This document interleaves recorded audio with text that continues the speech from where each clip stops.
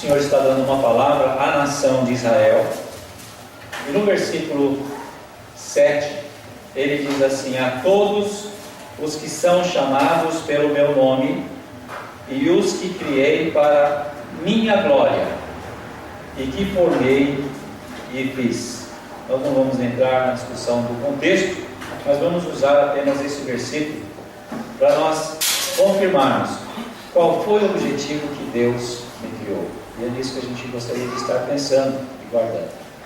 No aspecto, quando as pessoas falam, olha, mas quando partiu, não, ele cumpriu a missão que ele tinha aqui na Terra.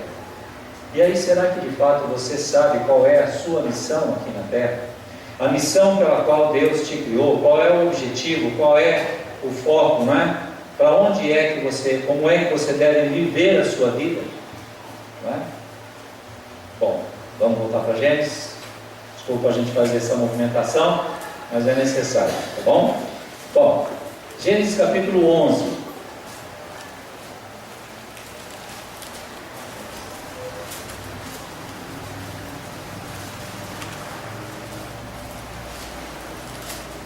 Aqui o homem já estava caído diante de Deus, né? Então já havia tomado aquela decisão, e gerações já haviam passado, e agora nós vemos uma referência à atitude do ser humano, por conta dele ter lá no princípio, Adão ter escolhido comer do fruto, pensando que ele se tornaria como Deus, independente, autossuficiente.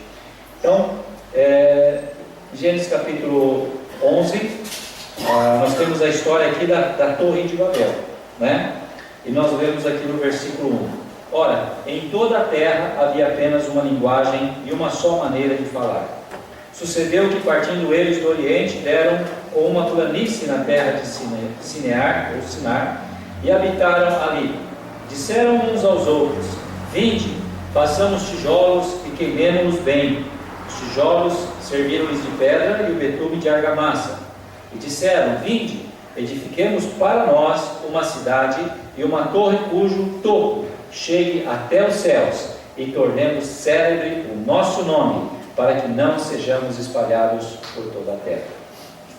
Nós não lemos, mas em capítulo 4, no livro de Gênesis também, quando houve ali a ação de Deus para com Abel e Caim. Abel já estava morto pelo irmão, o Caim, e Deus estava conversando com Caim para ver se havia no seu comportamento um começo de conscientizar que havia pecado contra ele, que havia realmente desobedecido a Deus, e que viesse se arrepender e entrar no projeto de Deus, no plano de Deus. Mas diz ali a palavra que Caim se retirou da presença de Deus, foi para um outro lugar, constituiu uma família e edificou uma cidade com o nome do seu filho, Enoque.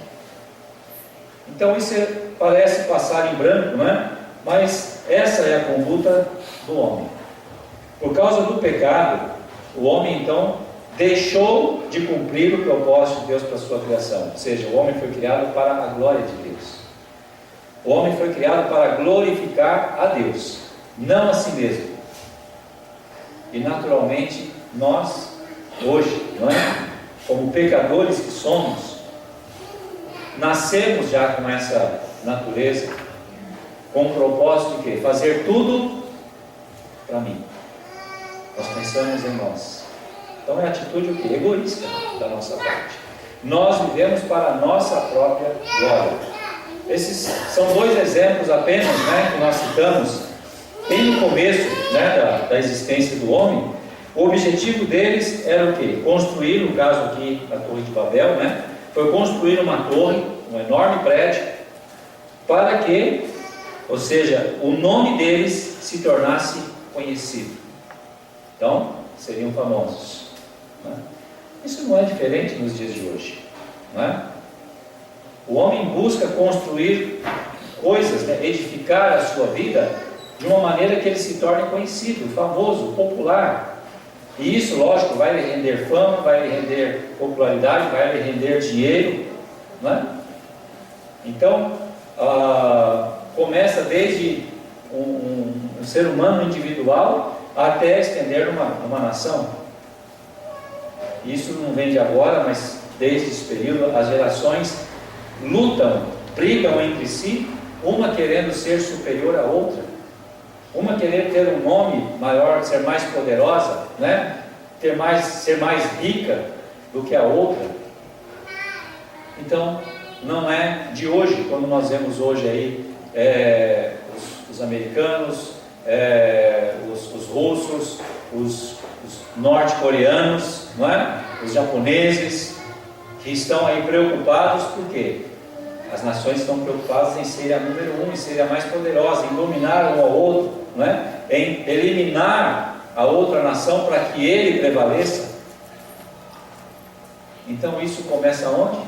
Começa no ser humano individual, porque ele não pensa em, através da sua vida, glorificar o seu Criador. Ele pensa: vou fazer isso para a minha glória, eu quero que o meu nome seja conhecido, eu é que quero aparecer, né? Se a gente pensar, foi isso que apareceu, né? Foi isso que teve no coração de Satanás, quando ele cobiçou, quando ele quis ser igual a Deus. Ele disse lá, né? Eu subirei aos céus, acima de Deus estabelecerei o meu trono, né? E serei, então eu. E nós herdamos isso por causa do pecado. Agora, isso deve e precisa, lógico, né, correr uma mudança, uma inversão. Espera aí, então se eu estou vivendo para mim, então vamos dar uma freada, vamos pisar no freio. A minha vida deve ser vivida para a glória de Deus. Então eu tenho que consultar o meu Criador para entender como é que eu tenho que viver então. Lógico que daí houve a necessidade, né, de haver uma intervenção de Deus para que isso pudesse ser mudado.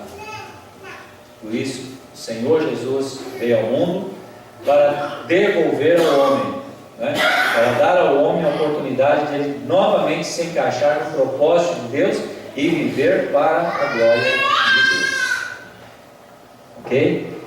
Nós vemos agora algumas passagens onde o próprio Senhor Jesus começa a ensinar isso. Mateus capítulo 5, né? Evangelho segundo Mateus capítulo 5. Essa é uma das primeiras mensagens públicas que o Senhor Jesus está anunciando, né, no seu ministério. Aqui é conhecido como o Sermão do Monte, né, o Sermão da Montanha.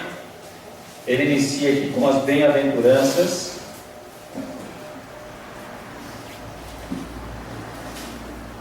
E as suas primeiras palavras nesse sermão, Mateus capítulo 5, versículo 1: Vendo Jesus as multidões, subiu ao monte, e como se assentasse, aproximaram-se os seus discípulos, e ele passou a ensiná-los, dizendo: Bem-aventurados os humildes de espírito, porque deles é o reino dos céus. Primeiro passo, né? Primeiro passo que o homem deve dar para poder se enquadrar, se encaixar no plano de Deus, para com que a sua vida realmente esteja dentro do propósito de Deus, de glorificar Ele. E lógico, vem aí as bênçãos, né? A salvação, o privilégio, a bênção de nós sermos salvos, de pertencermos ao reino de Deus. O Senhor Jesus está dizendo: bem-aventurado, felizes os humildes de espírito, porque deles é o reino dos céus. Eu queria pensar em especial aqui alguém que talvez ainda não tenha essa convicção ainda, não tenha essa decisão tomada. Você ainda não é salvo, você ainda não pertence ao reino de Deus, você não tem certeza ainda da sua salvação.